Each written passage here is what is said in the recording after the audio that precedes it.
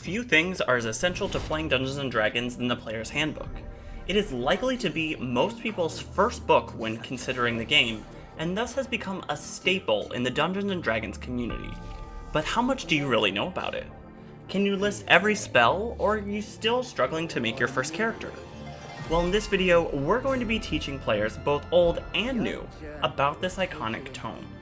Stick around, as today we'll be covering the 50 facts about the Player's Handbook you should know. Fact 1. The original Dungeons & Dragons released actually without a Player's Handbook, as the first true Player's Handbook was released in June 1978, a full 4 years after the initial release of Dungeons & Dragons. Fact number 2. Once released, the first ever Player's Handbook shared many aspects with our modern version, in that it was one of the most primary sources for the game's rules, and contained all the information players needed in order to create the various race and class combinations when making a character. Fact number 3, the original Player's Handbook was actually much shorter than the Player's Handbook that we know of today, with only 128 pages, compared to today's 5th edition version with 320. Fact number 4, given its much shorter length, it should come to no surprise that the original Player's Handbook had fewer options for players' character as well, with only 7 races and 5 classes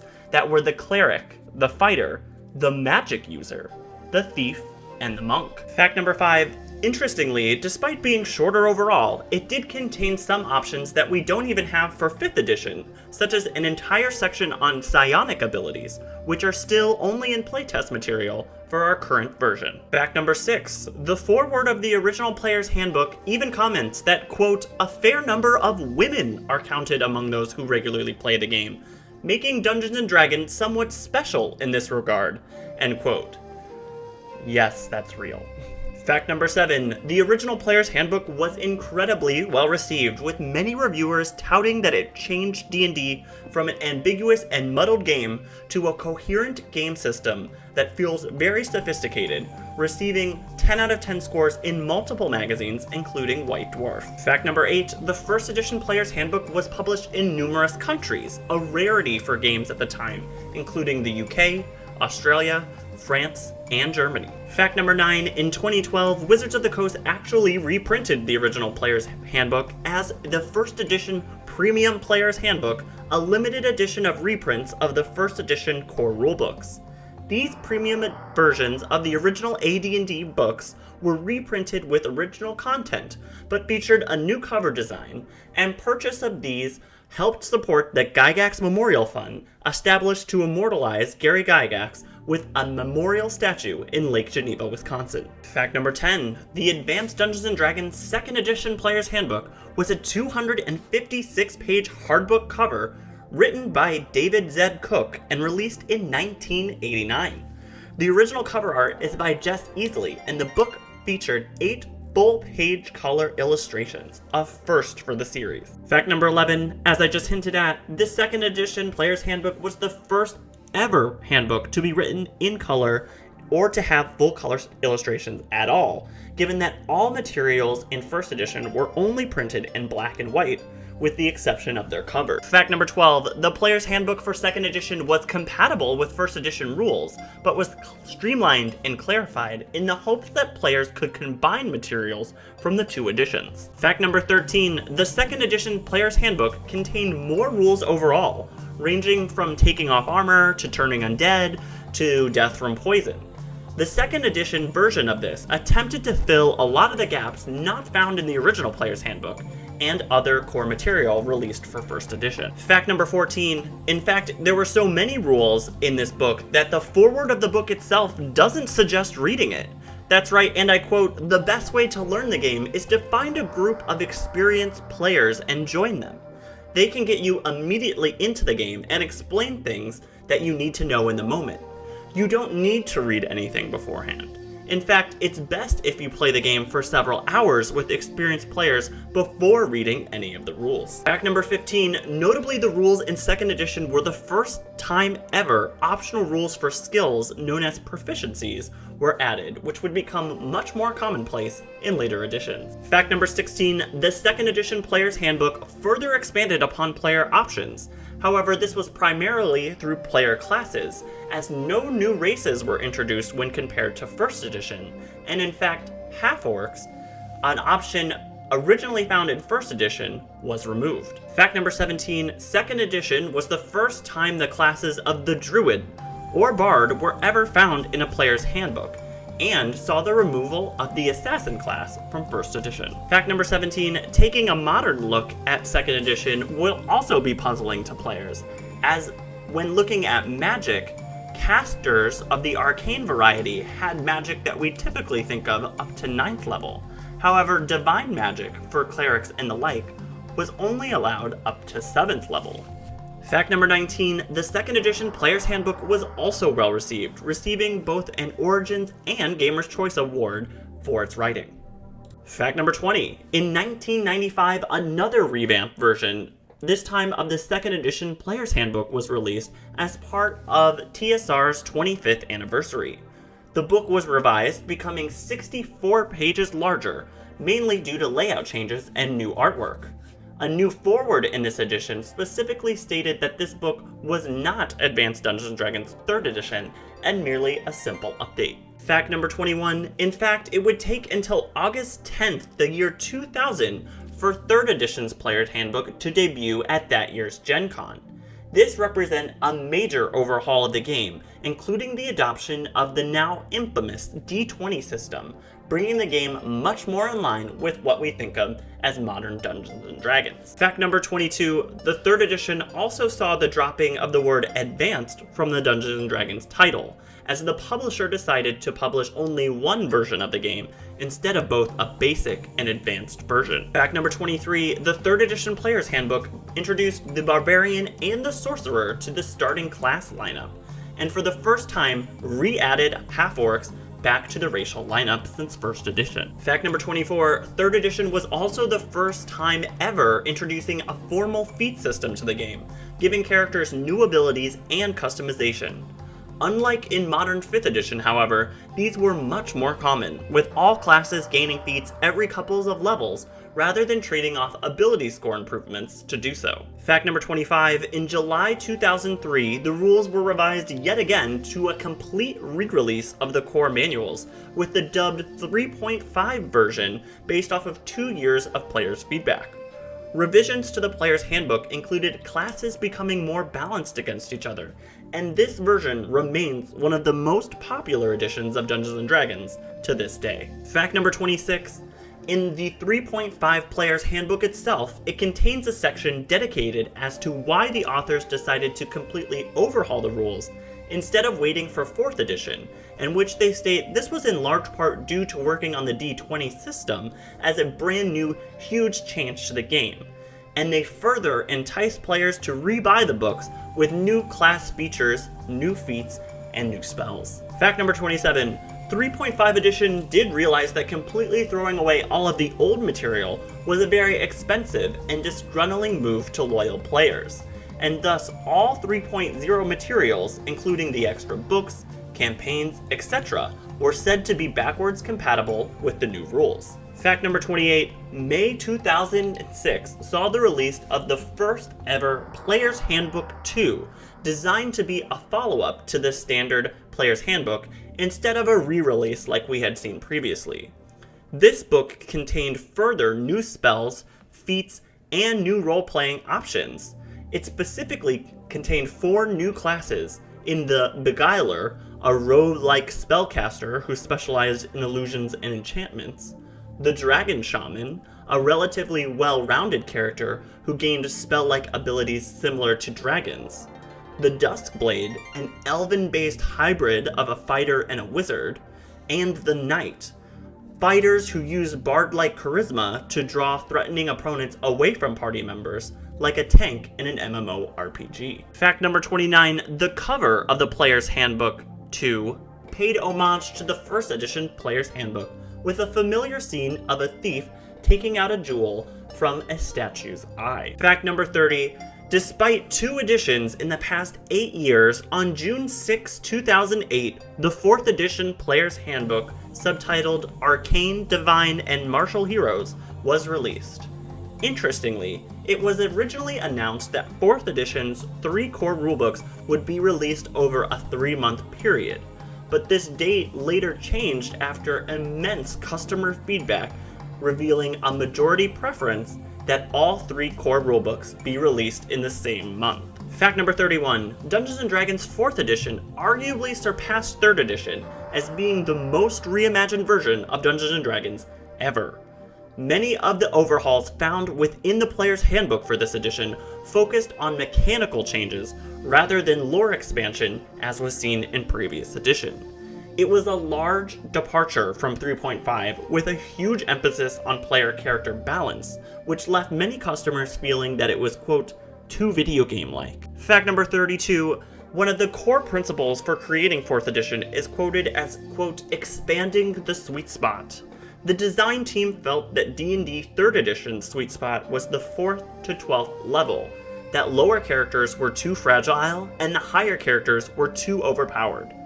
Thus, they wanted to make the game more fun at all levels. Fact number 33, another core principle in creating 4th edition was that all classes must rock. Dungeons & Dragons had long dealt with the problem that wizards and clerics rule the game at higher levels with high magic spellcasting. The design team wanted to make sure that everyone felt as important as these characters do. Fact number 34, the next core principle was powers for everyone, as the design team decided to equalize all classes by giving everyone powers, not just spellcasters. Fact number 35, the last of these core design decisions was character roles. The design team decided that the number of sheer classes was getting too much for players and too difficult to balance. In the original Dungeons & Dragons, there were really only about 3 options in the Fighting Men, the Magic User, and the Cleric. However, as more and more classes were introduced to the game, it became more and more difficult to keep up with. Thus, all classes were labeled with a type that could be easily balanced around. Fact number 36, the changes with 4th edition kept rolling, in that 4th edition started with a higher level cap of 30 when compared to other editions. It did this in order to break down its play into 3 different tiers of 10, with levels 1 to 10 being heroic, levels 11 to 20 being Paragon, and levels 21 to 30 being epic level play. Once players reached level 11, they could start going down what is known as a Paragon path, and later an Epic Destiny, which allows for further character customization without taking new classes. Fact number 37, and if that wasn't enough change in 4th edition, everything associated with characters changed too, mostly as a simplification and a reduction in randomness. Hit points were no longer rolled, while skills were no longer accumulated with skill points. Instead, stats were based largely on character level. Magic items were built into a character's progression, with each item having suggested levels, and variants were often available at different levels of power. Even alignments changed, dropping back from the 9-fold model that is so famous in Dungeons & Dragons, to just 5 of good, lawful good, evil, chaotic evil, and unaligned. Fact number 38, the first 4th edition player's handbook included 8 classes in the Cleric, the Fighter, the Paladin, the Ranger, the Rogue, the Warlock, the Warlord, and the Wizard, and 8 racial options in the Dragonborn, the Dwarves, the Eladrin, the Elves, the Humans, the Half-Elves, Halfling, and Tieflings. The Warlock and Warlord classes and the Dragonborn and Tiefling races represented new addition to the core rules, while the book left out previous core elements such as the Monk and Bard classes and the Gnome and Half-Orc races. Fact number 39, despite its lack of classes and amidst all of its other changes, the 4th edition Player's Handbook was notable for one thing. It was the most complete Player's Handbook ever produced for Dungeons & Dragons. Not only did it contain all of the character creation rules and many of the other core rules for the game, but for the first time ever, it even included magic items. Fact number 40. Sales of the June 2008 set of core rulebooks for 4th edition exceeded Wizards of the Coast expectations, requiring them to order additional books to be printed before the books were even released. However, by the 3rd quarter 2010, sales of 4th edition products were actually tied with a new competitor, Paizo's Pathfinder, which was largely based on Dungeons & Dragons 3.5 edition. Fact number 41. The 4th edition Player's Handbook 2, subtitled Arcane, Divine, and Primal Heroes, was released on March 17, 2009. This Player's Handbook 2 introduced 8 additional classes in the Avenger, the Barbarian, the Bard, the Druid, the Invoker, the Shaman, the Sorcerer, and the Warden, and 5 races in the Deva, the Gnomes, the Goliath, the Half-Orc, and the Shifter. Fact number 42. 4th edition also saw the first ever release of a Player's Handbook 3, subtitled Psionic, Divine, and Primal Heroes, and was released on March 16, 2010. It included an additional 6 classes in the Ardent, the Battlemine, the Monk, finally, the Scion, the Rune Priest, and the Seeker, along with 4 races in the Wilden, the Minotaur, the Githzerai, and the Shardmine, and included new multi-classing roles for hybrid characters. Fact number 43. The 5th edition Player's Handbook was finally released on August 19, 2014, after almost a year of playtesting under the name D&D Next, and was initially released as a 110 free PDF. Fact number 44. Many aspects of 5th edition went back to the basics and released all of the fan favorite classes out of the gate instead of releasing multiple Player's Handbooks over a number of years. Instead, 5th edition chose to focus on subclasses, or variations in its core set of classes, that they would continue to expand upon in later books. Fact number 45, it wouldn't be until the release of the Eberron Rising from the Last War novel that was released at the end of 2019 that 5th edition would see its first ever addition to a class lineup with the addition of the Artificer. Fact number 46, 5th edition attempted to streamline many of the clunky mechanics of 3.5 and earlier editions, while departing from the video game-like style of 4th edition, and fans ate it up.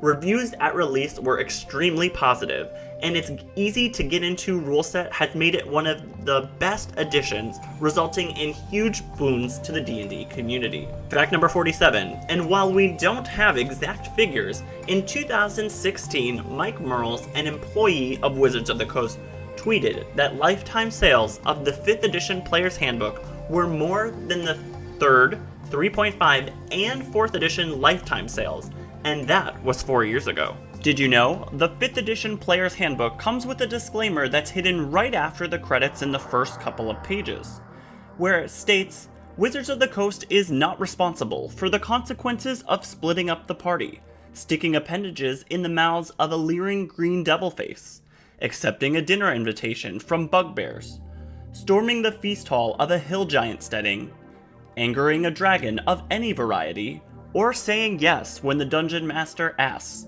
"Are you really sure?" Fact number 49. Finally, no Player's Handbook has been safe from an error or change in its lifetime. If you're not already aware, Wizards of the Coast often release errata on their products and reprint them altogether, which can be easily found on their website. And fact number 50. Have you ever sat down and thought, this concept, monster, spell, or otherwise seems really familiar? Well, luckily the authors of almost every Player's Handbook has felt the same, and rather than stealing ideas outright, they credit the authors who inspired their work. That's right, flipping to the back of a Player's Handbook, on some of the last pages you will find an Inspirational Reading section, which includes classics such as H.P. Lovecraft to modern-day favorites like The Black Company or Brandon Sanderson's Mistborn trilogy. And that concludes our 50 facts on the Player's Handbook that you should know.